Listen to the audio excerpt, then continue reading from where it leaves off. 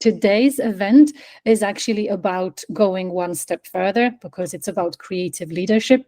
So very happy to have you here in this session. And I'm going to pass the baton to Adam. Adam, over to you. Thanks, Eva. Thank you so much. Hello, everybody. It's really lovely to meet all of you and to, I hope, towards the end of this session, to get a chance to kind of have a chat with you and answer any questions that you might have. What we're going to cover today are 6 topics, and we're going to cover 6 very common challenges that design leaders face within each of these 6 topics. And at the end, like I say, we're going to have a Q&A session. I would love to know, either in the comments, show of hands, anyone who's happy to kind of call out, looking at these topics now over on the right-hand side, are there any that you're currently facing, any that spring to mind, that challenges you're facing right now that fit into any of those? You don't have to call out if you don't want to, but it'd be great to see in the comments if some of these are resonating with you in terms of what you're facing right now. Before we kind of get into it though, who am I? Why am I here? Why am I talking to you? Why am I in front of you? Well, I'm Adam. I have been working in the creative fields for the last almost 30 years, agency and client side, working across pretty much every discipline and working for and being trusted by some of the strongest brands in the world. Brands like you see on the right-hand side here, Dolby and Salesforce and Microsoft, Ancestry, who I believe we may have on the call here today. Hello, if you are. Lovely to see you. Oh, yes, there's Graham. Hi, nice to see you. So over the last 30 years, I've been working with brands like this in a creative leadership position, being trusted by them with roadmaps, with product launches, with digital experiences, experiential campaigns, whatever it may be. And I'm really hoping that by the end of this session, I am gaining, to some degree, your trust as well, because that's how I work, human to human. I know there's a lot talked about human-centered design. There's a lot talked about human focus. And everything that I'm going to talk with you about tonight is me as a human talking with you as humans. It doesn't matter where we are within organizational structure. It doesn't matter if we're client, agency. It doesn't matter if we're colleagues, friends, whatever. We're humans coming together, looking at the challenges that we so often face in the creative industry and figuring out a way to get past those challenges. And that approach is why last November, with the huge support and effort and work from my partner, we launched a learning and development program called Supercharged Creative Leaders. This is a one-day intensive program, 8-hour session where you are hit with a wall of information coming from my 3 decades of experience. That's the things that I got right, and also the things that I did a misstep on, didn't get quite right, and then figured out how to course correct and make them more successful again. The idea of this program is to take everything that at some point creatives will have landed on their plate as responsibilities or duties, i.e. the non-practitioner skills. So you already know your craft, you're already great at what you do, but how do you lead a team? How do you understand a budget? How do you win clients? How do you give feedback that lands? All of these things that come with a certain level of seniority, a certain level of leadership. The course, though, is designed for those working their way up to that leadership position, but also those in that position as well. There's many things that we often forget or could do with a refresher on. And so it's designed to help all of those. We've seen what today looks like. This is a typical day for the agenda for Supercharged. So you can see it's much, much fuller. The 6 topics and the 6 challenges I'm going to go through with you today are just 6 of almost 120 that I go through in the full program. So it's just a taster, just a snapshot. But one thing that I was crucial of when I first started talking with Eva about doing this was I want you to go away today with very real benefit, very real help that you can take away with you and use in your day-to-day for free. I want that to be something that is a baked-in component of this. So this is the agenda, typical agenda for the Supercharged program. It's a one-day, it's an intensive course, can be done remotely, can be done in person, can be done with one-on-one, can be done in a group. If it's done in a group, it will only ever be with people from your organization. So there are no competitors in the room, meaning you can be much freer to express what you want to express. It doesn't have to be done in one day, though. You could also do it over 4 weeks in 2-hour sessions. And how does the program work? Well, the reason I want to tell you about that now is because what I'm going to go through with you in the rest of the session today, those 6 points, I'm going to do it exactly as you would get it in the training program. So it's important for me to explain to you, this is how the program works. And what we do is we focus on a challenge within a topic. So for example, when you don't have the right team members for the projects that you want to work on or the work that you should be doing.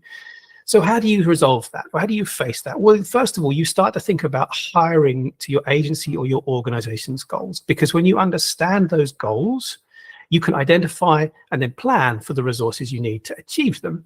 Therefore, hopefully, you're not stuck at a point where you don't have the right team members. Flowing into that is budget planning. You're unlikely at the beginning of your career or the start of a leadership position, certainly in a young startup company or something like that, you're unlikely to be in a place where you have the budget to just go out and hire who you need as and when you need. So you need to think about those goals in alignment with your budget right from the start. It's also really important to follow a hiring strategy, a strata, which I'll come into a little bit more detail in a minute. And then finally, look for those opportunities for the quicker hires with new work. Maybe a new great piece of work that has a really good margin on it comes in, and you can use some of that margin to take a quick step through your hiring plan and get you ahead a little bit quicker. I talked about that hiring strata. It's a really simple practice, a really simple concept of having 3 levels. The base level is the resources, the staff that you absolutely need to have on your team in order to produce work and get it out of the door. The next level is needing to start hiring those resources as and when you need them. So again, careful planning with what's coming down the sales pipe and understanding what projects or clients' needs are around the corner and anticipating those by hiring. And then the final part, the final strata, is the dream team. These are hires that probably are going to require a really specific project before your leadership signs off on the hire. It may be that you have to work with those kind of people as specialists that are brought into a project once or twice before you can bring them in full time. So that's how the program works. I'll go through a pain point within a topic. We'll look at some potential solutions for them, and then sometimes there might be some additional information that happens as well. At any point as we're going through, if the pain point that I'm talking about feels not connected to you or your day-to-day, try and think laterally and think about the core of the concept, the core of the problem that we're talking about. And then you may find a route into, on a different kind of vertical, challenge that you're facing right now. If not, make a note of it. When we get to the Q&As, let me know, and we can come back and see how we can make it as relevant as possible to you. Can I get a thumbs up, a hell yes, let's go? Who's ready to crack on? Awesome, thank you. So the first topic of 6, building a superstar team. And the pain point that I wanted to talk about here is when team members clash, projects are late, troubles spill over into client communications. This feels like you're on the start of a very slippery slope downhill where everything is going to come tumbling down around you. So what do you need to do? Well, the first thing you need to do is take a pause. Remember, your team is not an unstoppable train without any brakes. So you need to minimize causing more damage to your team and your clients by just slowing down. And the best way to do that is to put an immediate pause on work. This doesn't need to be long. This can just be for an hour or two, maybe an afternoon, but just put a pause. Recognize we're at the very, very start of a crisis situation or a potential crisis situation, and just pause. That gives you time to break things down. Everything's overwhelming. It's too much. You've got a million tasks on your plate, and all of them feel like they have to be done right now. And the truth is more than likely going to be very different to that. So sit down in this break, away from all of the tech, away from notifications, away with everything, get out the pen and paper, and then categorize using the A to D method, which I'll tell you about in a second. And then once you've got all of this in place, you can then unpause and come back to the tasks at hand and start to move forward. And we'll talk a bit more about that when I come into the next topic. But for now, the A to D method, super, super simple. It's not proprietary to me. This is one that you can find anywhere online. Take every single task you have on your plate, every single task, and categorize it from A to D. A is this task without fail has to be completed by the end of the day today. I cannot finish today, cannot go to bed until all the A's have been done. And then B is, it would be good to do today if I have time, but it can wait until tomorrow. C is, I could probably do this till next week. Doesn't need to be done. It's not that urgent right now. And D is, somebody else can do it. And then what you do, once you've categorized everything, you do all of the D's first. You give everything to everyone that's going to do something for you. You make sure they have everything they need: style guides, assets, brief, direction, whatever it may be. Make sure all the D's have all they need to get on with work. And then you do all the A's, all those A's that absolutely have to be done today, no exception. And then you go home. And tomorrow you do the same thing, because tomorrow's B's will become A's in tomorrow. So all you need to do is focus on the D and the A. This is, I'm going to do this at the end of each topic. So I talked about, I'm going to show you 6 pieces from the 120 or so challenges. So this is just a kind of snapshot of some of the other topics or challenges that will be covered rather in this particular topic. So the next thing then, being an effective creative leader. The challenge here that I've pulled out from you from a wide range of them in the full program, when your team doesn't follow your creative direction. This one really hurts sometimes as a creative director or a creative leader. Your team isn't following you, and you feel like you're not solid in your leadership role yet because of that. So what you need to do is work through any clashes with the work and leadership styles. And as hard as that can be to face, sometimes you need to take a look at your own leadership style in relation to your team members. Are you giving the direction in the team members need, in the way they need to receive it? Do they need to receive it in a different way? If you're giving it verbally, do they need to receive it written? Vice versa. Do you need to sit down and talk through your direction with them? Try and find, remember, human to human, an approach that fits everybody and works for everybody. And you might say, oh, my schedule doesn't allow this, I'm too busy to do that. I don't think it can take that much longer if someone needs you to just sit down at a slightly slower pace and go through some direction with them. Well, especially when you think about if you give it to them in a way that they can't digest it and take it on board, you're going to have to give that direction or that feedback again, possibly 1 or 2 more times. It's going to take you longer in the long run. Lead with kindness. Again, human to human. Yes, you are the leader of your team, but you are also human, as are they. So approach in that way. It goes a long, long way to have a little humility when you talk with your team members. Find the kind approach through empathetic listening and then lead with that. And what do I mean by that? Well, everybody has good days and bad days. Everybody has challenges. Everybody has things they have to work through. And if a team member of yours isn't perhaps working in the same way, the same speed, the same flow, with the same attitude that they normally have, understand that there may be something else going on there and tailor your approach differently.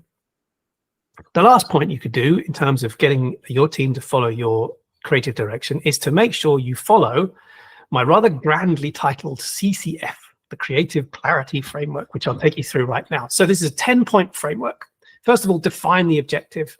Clearly state what the overall goal or the purpose of the project is. Now, I know as I go through this, a lot of you are going to go, well, yeah, duh, of course, obviously, this is what we do already. But it's always good to remind ourselves of these things. So define the object first. Secondly, provide context. Explain the reason for the project. Maybe that's the target audience or the brand voice or any kind of relevant history or previous work that has led your client or your organization to the point of this project. Thirdly, outline the specific requirements and do this for every single member of your team, even giving the requirements to team members that you perhaps might feel don't necessarily need those technical requirements or whatever it may be. The reason you're doing this is so that everybody understands the full set of specifications. They understand the boundaries within which they have to work and within which their colleagues have to work as well.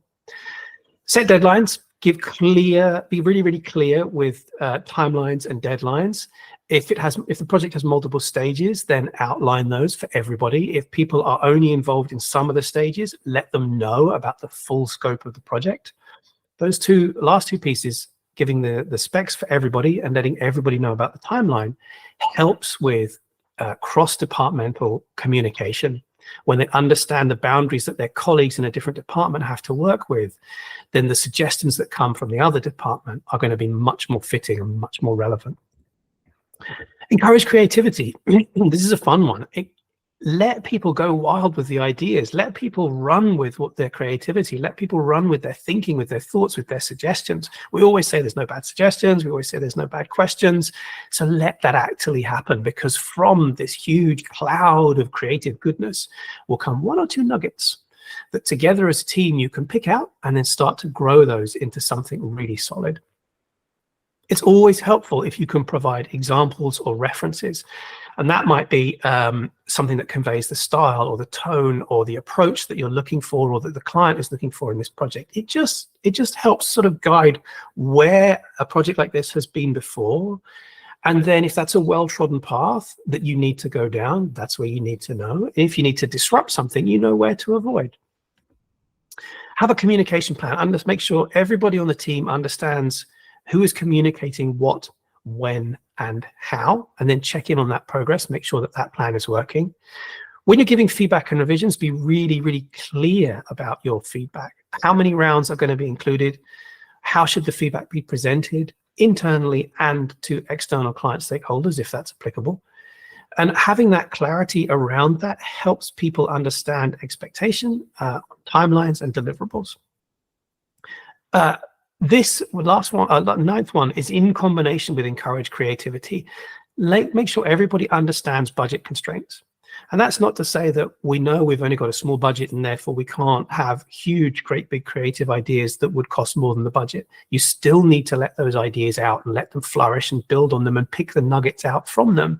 But understanding the budget constraints will help you when you get to that point.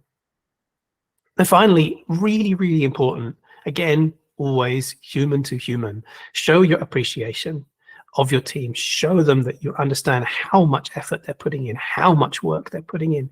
It's incredibly important to authentically thank your team, not just, oh, it's Friday and so I'm going to pick someone's name out of a hat. Actually think about someone that week that's done something amazing and give them some praise for that. It's so important to show that appreciation, especially in the context of this whole framework. Because once you've gone through this once or twice, this becomes almost second nature, and the team starts working together in a much more well-oiled fashion. As part of this topic, in the full program, there are a huge number of challenges that I cover, and these are just some of them, like the one that we've gone through already. So the next topic, slashing client churn. When you have to work with difficult clients. Now, this is really important, because what difficult means to you isn't necessarily the same thing as it means to somebody else. And you also have to think about, why is someone being difficult? Like I said to you before, we're all human. We all have challenges. We all have good days. We all have bad days. We all have things going on outside of work. And maybe, just maybe, that difficult client is being that way because there's something else they're dealing with. So always try and keep that in the back of your mind. I should also say, though, that, and this is super, super, super important, no one should have to put up, I'm going to read this verbatim, I'm going to break the speaker's rule, and I'm going to read this verbatim because it's so important. No one should have to put up with bullying, harassment, unreasonable behavior, or any form of behavior that causes you mental or physical harm or undue stress or anxiety. Not you, not your team member, not your leadership, not your clients. Remember, human to human always. So how do you get around this? When you're starting to creatively butt heads with a client, hold a weekly one-to-one. Use this time to meet with your main client stakeholders. Talk with them, human to human. Share stories directly related to work. Do this authentically, though. This is not an opportunity or an excuse to manipulate them. This is a chance to build a real working relationship with those people. Listen to what your client is actually telling you. Listen out for their stressors. Are they getting pressure from their leadership? Did they have a crappy weekend? Is their bonus aligned to the success of the project? And the project is running late. Therefore, they're not only feeling the stress from their leadership about the project, but they're also worrying potentially about their bonus. It's a human trait, so perfectly understandable. How can you help them with that? Put yourself in their shoes, basically. Take an empathetic approach. What is making them, quote unquote, difficult? And then use what you see and you hear in the one-to-ones to understand them and then approach them with kindness. All of this is to actively build a really good working relationship. This is going to be easier with some clients than it is with others, just like making friends outside of work. But you're going to be spending a long time with your clients. And you getting to know them is only going to make that time easier, and it will be more enjoyable, and therefore the project is much more likely to be more successful. A whole load of other topics that I cover in the full program. Next piece, maximizing your margin. And remember, as we're going through these, if you have any questions, please feel free to drop them in the comments, and we'll talk about them in the Q&A at the end, or if you want to hold on to them, that's not a problem at all. Maximizing your margin. So when your client has a bigger budget than they say, shock, horror, clients lie to you about how much money they have to spend. Who would have thought it?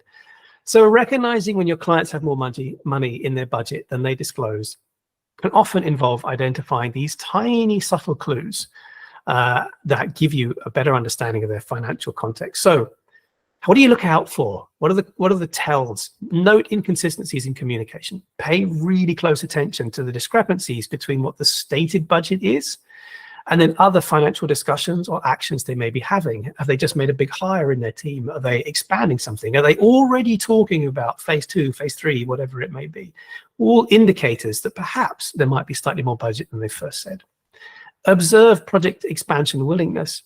If a client in the middle of a project that has had a really tight deadline, or a tight budget, I should say, is already starting to say to you about, oh yes, I'm sure we can find more money to add in this feature, that feature, whatever it may be, then it's likely that they have slightly more flexibility in their budget than initially revealed, and you can work with them. Maybe a case that you have to help them unlock it with their leadership, but there are signs there that they may have slightly more than they have said. Understand their financial context. Research your client. Due diligence on every client every single time.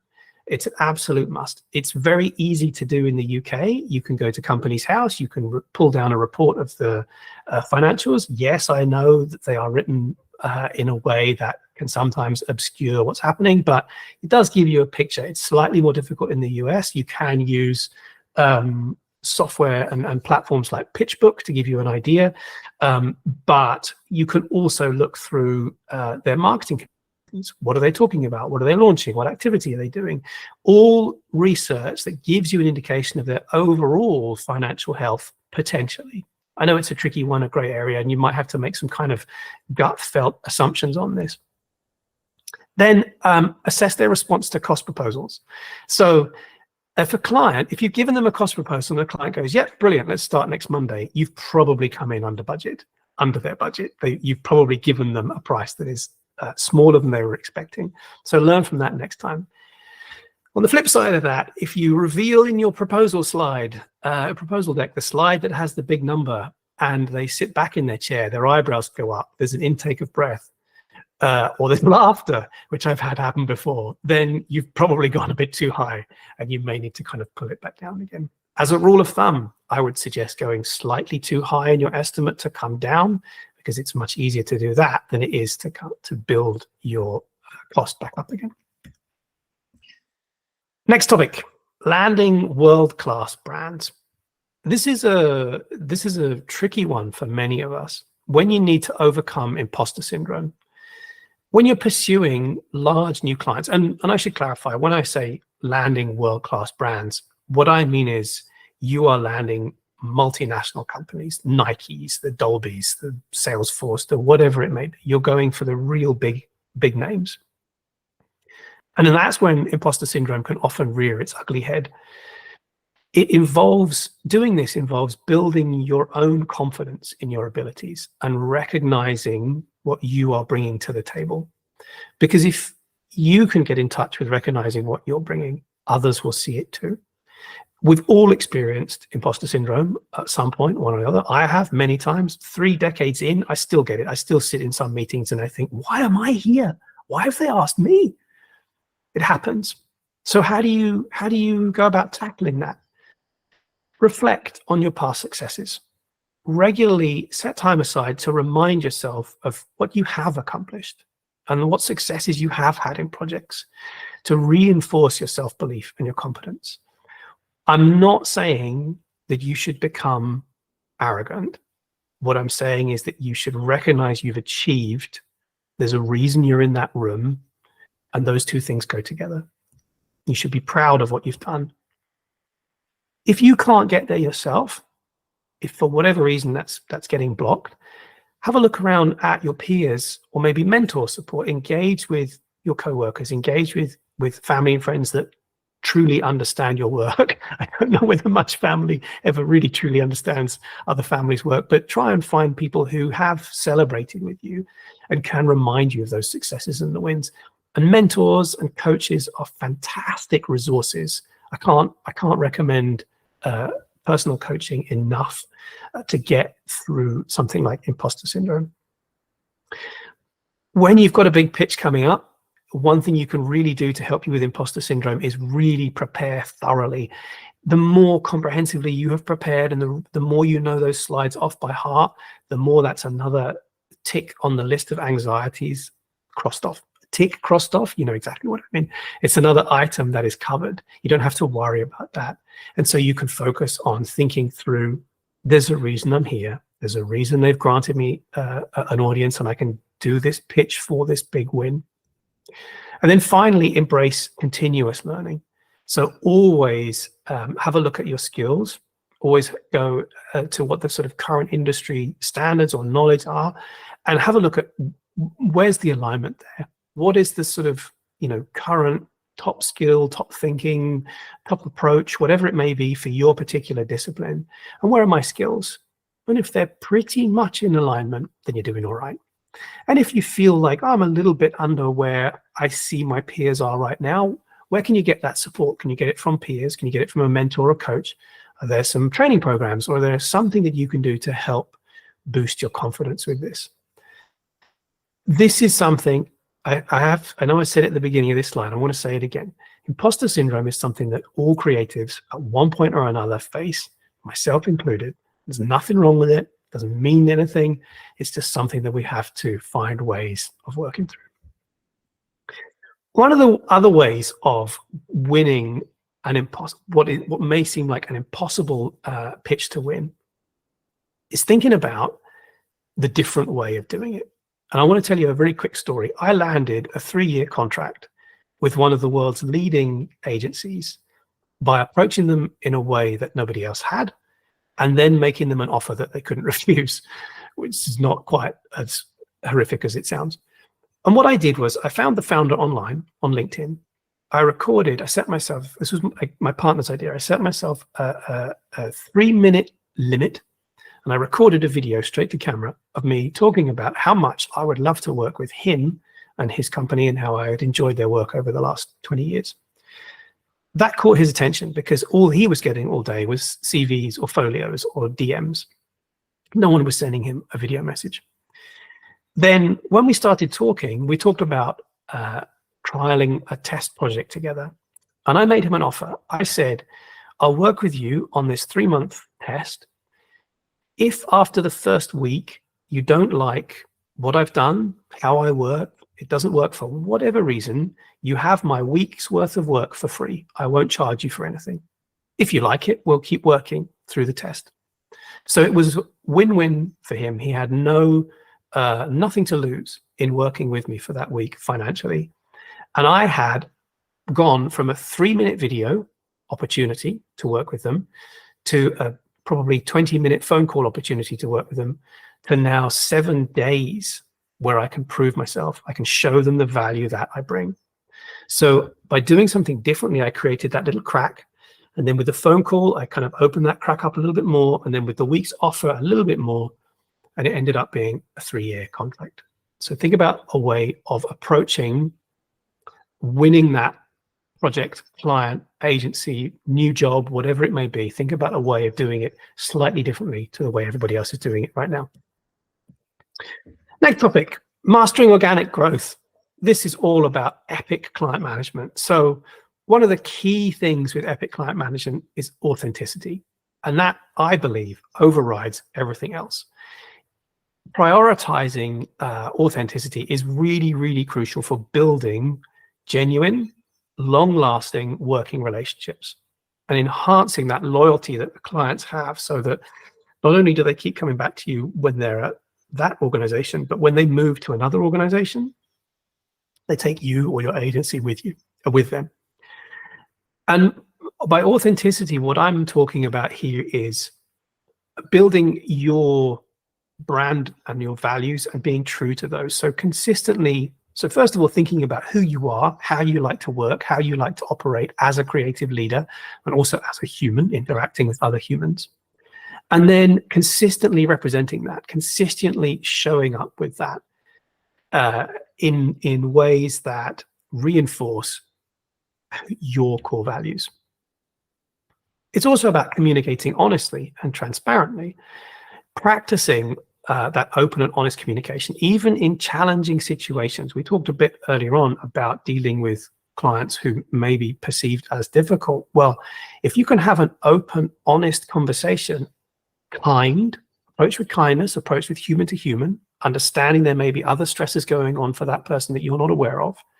But if you can chat with them on a balanced, calm, but honest and open waveform, you're going to build a much, much stronger connection, a much more authentic connection, and you're going to therefore far more likely to grow the working relationship and therefore grow the account. Always deliver on your promises and your commitments. So every time you say that's going to be ready by next Tuesday, make sure it's ready by next Tuesday. And if it's not going to be ready by next Tuesday, put your hand up, say, I'm really sorry, we're running a little bit behind schedule. That's my fault, or it's because of X, Y, and Z. Be honest in that. Don't just take the blame. Be honest in the explanation of why you're not going to meet the promise. Give them a new promise and then make absolutely sure that you hit that second promise.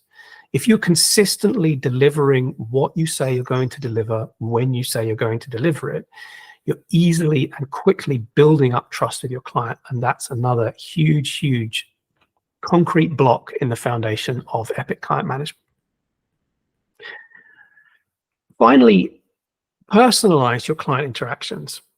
And what I mean by that is, when you find clients that you like and you want to build a working relationship with, get to know them, get to understand who they are as people, as humans. Talk with them. When you have your one-to-ones, talk with them about the project, talk with them about the work, but also ask them how their weekend was, and not just in the way that we so often do in meetings. Actually genuinely mean it and then listen with interest. Have they got kids? Have they got kids that went to a soccer match? Have they, do they attend an amazing opera, or do they watch a great movie, or are they recommending a TV show to you? Like, whatever it may be, listen to that with genuine interest for two reasons. One, you might actually find something amazing that they're telling you about. Two, you might find those moments, those sparks where you can create a stronger connection. You'll remember a few slides back, I talked about this is not an opportunity to manipulate. And I would reiterate that here. This is an opportunity to human build a connection. We are all working with each other 7-8 hours. I'm laughing because, like, agency life, 7 or 8 hour days. Yeah, okay. Anyway, we're all working with each other a number of hours every day. And the more we can form friendly, helpful, genuine, open, kind connections with the people we're working with, be that team members or be that clients, the better. And this is one of the best routes I have found in 30 years of doing this to get that connection, to build those working relationships. I'll tell you another little story of how I built. When I set up my first company, it was just me in a spare bedroom working until 2 or 3 in the morning on display adverts for toothpaste that would only be seen by people with IP addresses that were in Maine. And I had just left a global creative director position at Microsoft. And one of my first clients in my brand new company, which was unexpected to me because I hadn't done it, I hadn't built the reputation with this person for that. I had built the relationship with this person because I liked them and because I was interested in building a connection. But one of the first clients that came to my new company, again, me in my spare bedroom, was 20th Century Fox. And head back a few months before I left Microsoft, I was working with an SVP at Fox, and she was in LA, I was in London. I had got in and I was eating something without realizing that my camera was on when I was starting up a meeting with her. And she asked me what it was, and it was Scotch pancakes, but she had no idea what they were. So I found a packet, packaged it all up, posted it out to as a, hey, try them. I love these things. They're so tasty. Give them a try. You're going to love them as well. And she did. And we carried on talking about food, and we both love food. And we found a connection in food, and we kept talking about the cultural differences from all over the world in terms of food with our respective travels. And because of that genuine point of connection, when I messaged her to say, hey, I've really loved working with you here. I'm leaving in a month, and I'm setting up a company to do this. And, you know, next time you're in London, like, let me know and we'll meet up. Or next time I'm in LA, we'll meet up. But it's been really great working with you. And it was a genuine note of thanks to working with her. And that, along with the build-up of the genuine connection, led to Fox being one of the first clients of my brand new company, which in turn led to Paramount coming in, which led to Sony Pictures and Universal, and so on and so on and so on. So again, find those little cracks that you can use to kind of open everything up for you. The last thing I'm going to talk about in terms of bringing one of the topics out from the full program is putting it all into practice. Now, when you do the full program with me, this last topic is two things. It's setting a 30-day plan with you, so you know exactly what you're going to do over the next month. And that plan you can then reuse again and again and again and again and again. And then the last thing we're going to do is, what is the most impactful learning from today? What's the one thing you're going to take away from today and put into action tomorrow? It's about identifying the highest impact action that you've heard from today. And I know you've only heard of 6 things, so it might be more difficult than if you've heard of 120 things, but have a think back through everything that you've heard, and then align those with the priorities that you have on your plate right now, the things that you absolutely have to focus on, because I would not for one second want to encourage you to drop everything that's really, really important and go off and start writing your novel, if that's the thing that you want to do. Like, this is not what I'm talking about. I'm talking about finding an impact item that aligns with what you've got to do. Have a look at your resources, consider the feasibility of, can I do that first thing tomorrow? And then set a clear, actionable plan for yourself. So in the next couple of minutes, what I want you all to do is have a think about everything that I have taken you through today. Think about those 6 different topics in no particular order, about hiring a superstar team, about becoming an effective leader, about stopping clients leaving your company or slashing client churn, about maximizing the margin on your projects, about going for it, going, yep, you know what, I'm going to do these proactive pitches for those really, really big brands, and I'm going to win. I'm going to overcome imposter syndrome, and I'm going to try something different to get my foot in the door, and then I'm going to give them an offer they can't refuse. What about mastering organic growth with epic client management? Are there anything that you've heard today? Is there anything that you've heard today in any of that even just a tiny bit resonates with you, that you think, you know what, I could sit down tomorrow and I could set out a clear, actionable plan? I'd like you to just have a think about that over the next couple of slides. If you want to share that in the comments or when we do the Q&A, that'd be brilliant. I would love to hear those, but let that kind of mull around in the back of your head as I carry on. Big fanfare, fireworks, trombones, music. You have all now been officially, partially supercharged. I don't know what the percentage of 6 out of 120 is, but that's what you've done. I'm proud of you all. Thank you so much for joining me. But wait, that is not all. Like any good webinars, here it is, the bit that you've all been expecting. A discount. If you decide that you want to do the full supercharged program with me, if you book it today, I will give you a 15% discount. That's £300 off the cost of the training program. The code is UNOJUNO, and what you have to do, all you have to do is email me. This is the email address, that rather imaginatively titled adam@adamjennings.com. You can email me, let me know that you arrived here today, let me know the UNOJUNO code, and I will give you your 15% off with the most grateful, heartfelt thank you that I can. The reason that I launched this course, like I said at the beginning, is because after 30 years, I want to give back. I have made mistakes and I have had successes, and I want to help people sidestep those, no matter what level you are, no matter whether you're working your way into a leadership position, whether you're in a leadership position, whether you're right up high in the ECDs or the VPs or the SVPs, no matter where you are.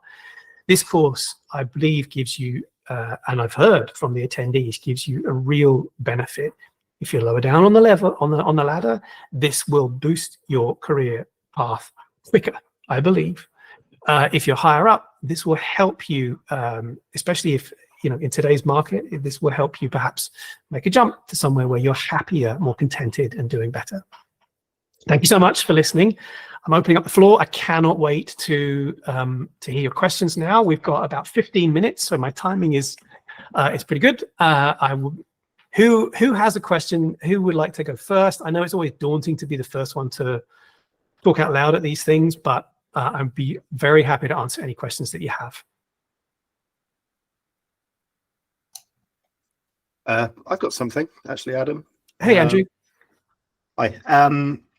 So you had a slide that was talking about, kind of leading with empathy and kind of, understanding the sort of your colleagues. And I had a situation where a designer was absolutely phenomenal. I mean, the output was, kind of standing ovation kind of stuff. Very, very clever and sort of creative. But that person, and this is going back a little while, so I don't think there was quite the acceptance of sort of, mental health issues and that kind of support around that thing, and people not really mentioning it to others because of the sort of stigma around it.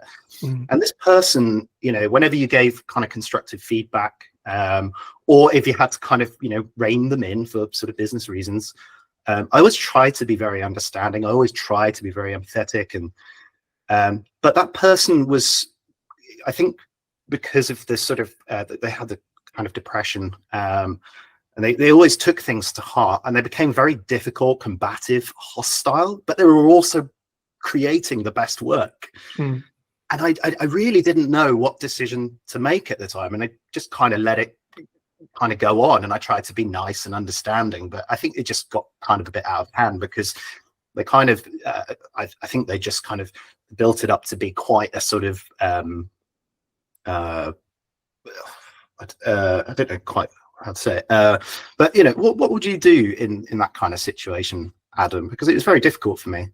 I absolutely understand, and I'm so glad that we're starting with such a light question as well. Thank you, Andrew, for for giving me this one. I feel for everybody involved in that situation. It's a really, really tricky one as a leader to navigate. And I appreciate that this was a while back, and like you say, the sort of open acceptance of mental health challenges is rightfully and gratefully more so now than it has been. And I think the caveat that I would add to the beginning of my answer is HR is always there as and when needed. There is a lot of pushback on HR, especially from creatives. There's a lot of misunderstanding of what HR's role is, but they are there to help everybody involved in whatever way they can. And I think finding to answer your question with that sort of guide rail in place of HR is there to support you as a creative leader. I would approach this with kindness. I would approach this with trying to understand from that designer's point of view, that creative's point of view, why are they feeling that way about the feedback that they're getting? Is it, and are there times when you are giving them feedback where you don't feel like that? Because I suspect there probably was, and therefore it's about, it may have been about, on a surface level, delivery. I hear what you're saying, that they may well have had depression. I don't claim to be the best at delivering things, but I do try to be kind and sort of supportive. Yeah. But yeah, sorry. But I just think, having those conversations probably away from the workplace, going out for a coffee somewhere in a calm environment that is where you can have a more open conversation. One of the things I talk about in the full course is how you can lead with vulnerability and how you do that safely. So that's not, spilling the beans on your own health history or what have you, but certainly being able to kind of show up in a more safe but more vulnerable way with your team, to sort of allow them to then do the same. Like I often say there's a big difference in working with creatives in the UK than working with creatives outside of the UK. generally speaking, and like I would love to know if everybody here feels the same, but generally speaking, when you're working with creatives in the UK, there is a certain level of cynicism. There is a certain level of holding in that we actually think the client we're working with or the work we're working on is actually really cool, but we're so reluctant to say that in an open way. And I feel like that will also play into receiving feedback, receiving creative direction. There are so many levels at play with creatives in terms of imposter syndrome, which might lead to an ego response, which might lead to mental health challenges, all layered one on top of another. So very difficult situation to navigate. I would approach with kindness. I would approach with trying to understand from their perspective what the situation feels like for them. But I would know that HR is always there to help you in the long run. Does that help? Yeah, I think so. You know, at the time, I probably wouldn't, well, I didn't consider really going to HR because I almost felt like that would probably make it worse, which is, you know, that was the sort of perhaps more immature leader that I was back then. But I felt I didn't have a way in with that person because they had sort of perhaps, I felt, built up a sort of unnecessary or heightened level of sort of hostility towards me, which I didn't feel I had deserved. And I did try to sort of, you know, kind of alleviate that, but you know, it didn't work. And it's just plagued me. My like for the last 10 years or something, it's just plagued me. Yeah, I know what you mean. And I think one of the key things, like one thing that's really, really important to remember when you're leading a creative team, you can foster an environment that is friendly and collaborative and warm and welcoming. And that might lead to friendships, but it doesn't ever lead to family. And agencies that talk about, orgs that talk about, oh, we're a big family, we're one big family, it doesn't work. It leads, I believe, it leads potentially to a toxic culture where there's expectations that should not be there. So, you know, lead now from this point on, lead with warmth and lead with kindness and try and lead with understanding. But I would also, for your own sanity, I would also, you know, find a way to say, you know what, this happened. I did what I could in that situation. I was the best version of myself I could be. I'm gonna do things differently next time. Thank you. You're welcome. If I could add, Andrew, I just posted a link. The company I work for just offered this service to us. It's a free service, actually. I'm a nonprofit in Canada that works with employers to help identify kind of mental health issues amongst employees and people who are able and interested in helping. So both receiving and offering support. Oh, that's an excellent link. I'm going to load that up and bookmark it. Thank you very much. Fantastic. Thanks, Graham. Of course. Who else has a question that they'd like to ask? Hello. I think, Edda, your hand went up first. Yeah. Hello. Hi. Thank you very much for this session. It's really helpful. I am a senior project manager, but I used to work as an account director when I was living in my home country. Then when I moved to London, I found like I need to maybe, you know, go with as a senior person to just understand the market and blah, blah, blah, blah.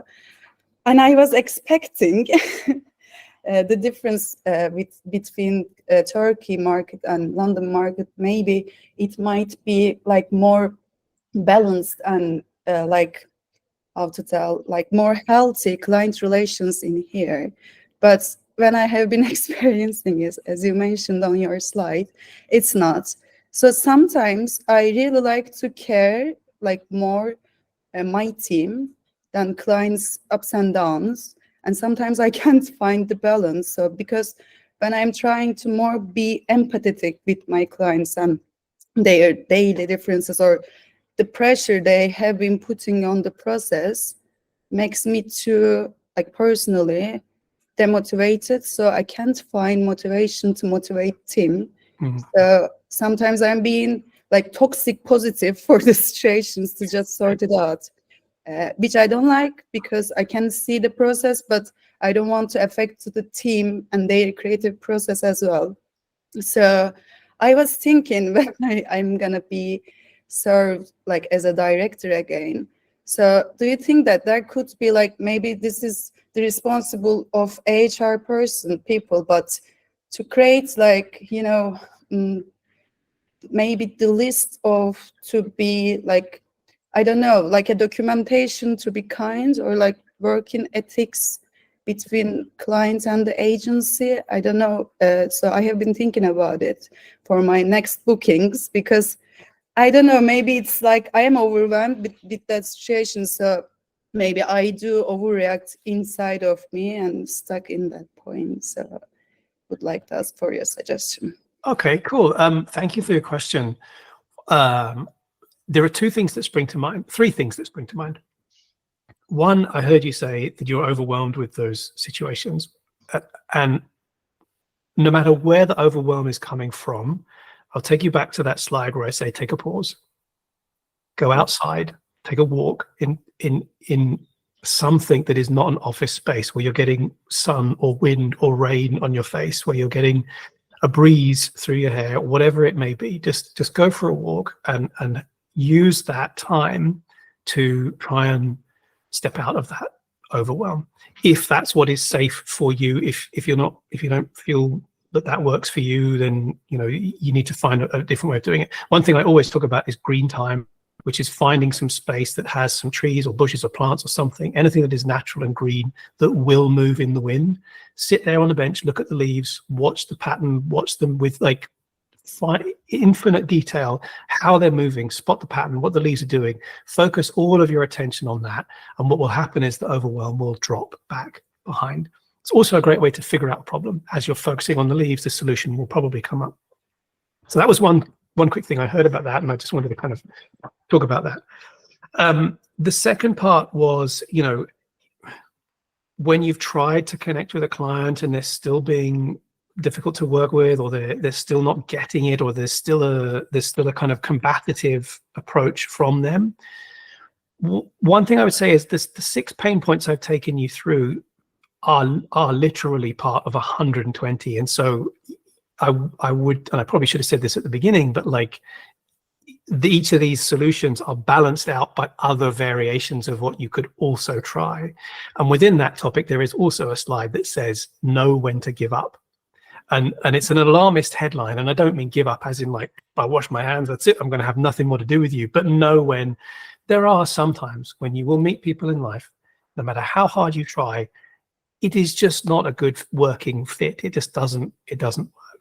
And so you can, if you've gone through all of these stages that I talk about in the full program, if you've tried all of these different things and nothing is still working, with that peace in mind of like, no one should put up with bullying, no one should put up with harassment, no one should have anything happen that's detrimental to their mental or physical health, you can walk away from every conversation with that client going, internally, I've done the best I can. I've tried everything. I've tried all the different variations of doing this. The problem is not with me. I'm going to crack on. You talked about like positive toxicity and kind of bringing that to the team. So, there is another piece that, again, I talk about in the full course that is about, or the full program rather, that is about knowing when to be authentic with your team, when to listen to your team, because they will see it as well. They will see what this client is like. They will see how the client is interacting with you or with them or whatever it may be. And so, there's no point trying to just hide it through a fake smile and say, oh no, it's all fine, it'll all be roses.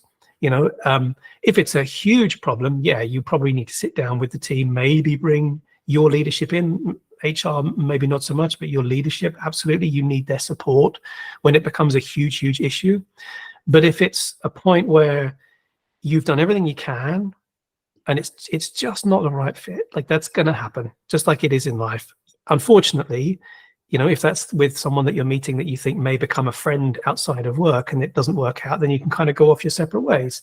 If it's a client that you've got to work with for the next 3 months on a campaign, you can't really do that. So, as long as you feel like you've done everything that you can, if it's not working, it's not working. If it's safe and healthy for you to be able to shrug it off after a call, and I mean no invalidation in saying shrug it off, I mean being able to healthily walk away from it, that's probably your last resort. Yeah, thank you. You're welcome. Thank you. It's like I need to take a note for myself again to letting go as well. Yeah. Thank you very much. It's easier said than done, but it will help you in the long run. Thank you very much. You're welcome. Michaela. Oh, hi, Adam. Thank you for the workshop. It's great. So I am currently job searching. I was made redundant last year, and basically, I'm at this point in my career where I get to creative director without actually have any direct report. So I overlook the creative output and work with, freelancers and external agency, but I actually don't have anyone reporting to me. So when I do a lot of volunteering, a lot of mentoring other junior creative through my, non-profit work. So I believe that I do have, understanding and kind of know how to mentor people. But when it comes to interview these days, what I notice is that I was very honest with hiring managers, and I say this is my experience, this is what I've done. I was at Amazon, so within the creative director capacity, I've done budgeting. I manage upward a lot, liaise with different departments, legal, PR, you name it. So I just find it really hard to persuade them to give me a chance to, get to, because how do you have hands-on managing people experience if you don't get the job? Mm-hmm. I have, for the last 7 years, I've been volunteering. I have been mentoring people, but it doesn't seem like it's enough evidence in a way. And I find it really, really, obviously, with the current job market, it's tough to get, CD role. So yeah, I'm just stuck at the moment. I hear you. And first of all, I'm sorry that you found yourself in that position, like so many others last year. It's an incredibly tough market out there. I really hope that what feels like the really, really slow turning of massive wheels in that whole kind of machination of things getting better, I feel like we are all slowly starting to see that in a minute ways. I feel like that's happening. So I really hope that that's the case for you and anybody else on the call that has been affected in that way.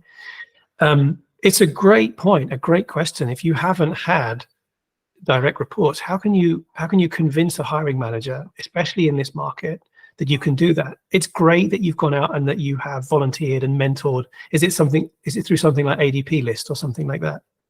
Through She Says Network. So okay.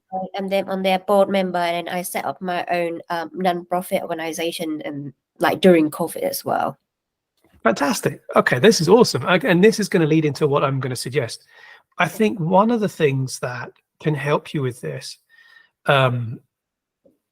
is results. And I was on another webinar recently with where we were talking about how to make your portfolio. It was actually about UX portfolios and how to make your UX portfolio stand out against others.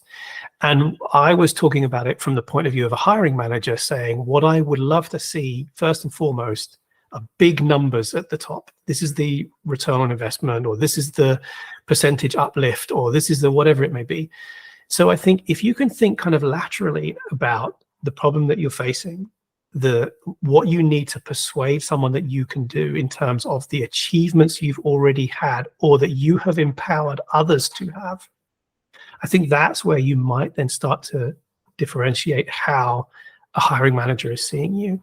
If there is a way of demonstrating through your volunteer mentorship the result, the impact that your support and your guidance has had on those people, if you can bring that into the conversation in a way that is instant, like I've mentored 40 people and 25 of them have had jobs or have had promotions, or do you know what I mean? I'm kind of sort of making metrics up, but something that shows straight away. And I think that is a really good foot into that conversation, foot into the door of that conversation. Building on from that, you know, what are other ways that they would want to see it? Ask them, how do you want to see this? How would you want my skills in this area evidenced? It means that you're going to have to think on your feet in the interview, like whatever they then come up with, you're then going to have to so maybe role play with a couple of, if you know some hiring managers, if, you know, maybe sit down and kind of role play with them and figure out what the kind of questions they might ask or the metrics they might be looking for, and have those in the back of your mind. But I don't think there's anything wrong with I'm going to say flipping the question on them. That kind of feels a bit combative, and that's not quite what I mean. But ask them, what is it you want to see? Because I can probably show you, you know, like, let me give you an example. Does that help? Yeah, it makes sense. Thank you. You're welcome. Good. I know we're kind of running on up at time, but just like any sort of final questions, or if there aren't any questions, is there anything I'd love to know if anything that I've kind of covered either in the slides or I've talked about has really resonated with you, or is there anything that you were really hoping to see that I haven't gone through?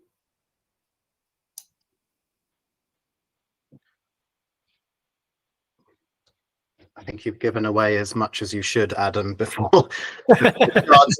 So Awesome. Well, thank you so much, everyone. You've been really engaged, and I've been really appreciated your comments. I've been seeing them all come in, and the questions as well were fantastic. And thank you, Eva, for your support in getting this all set up. Thank you very much, Adam. I think this is the moment where we can all clap, as always, because this has been really good. I hope you all enjoyed it. Oh, lovely comments. This is what we love to see. It has been packed with content, so the recording will be on your way to you and to the Freelancer Hub on Monday or on Tuesday. And you will also, in the email, you will receive an email from me, I believe, tomorrow, which is an Eventbrite email asking you to share your feedback. So it would be great if you could do it. But also this email will include Adam's details if you want to contact Adam, as well as the discount if you want to join his course and you missed the code today. And Adam is also on our Slack channel, so I'm pretty sure he won't mind if you ping him there in case of any other questions. Absolutely, 100%. Thank you so much, everyone. Have a lovely evening.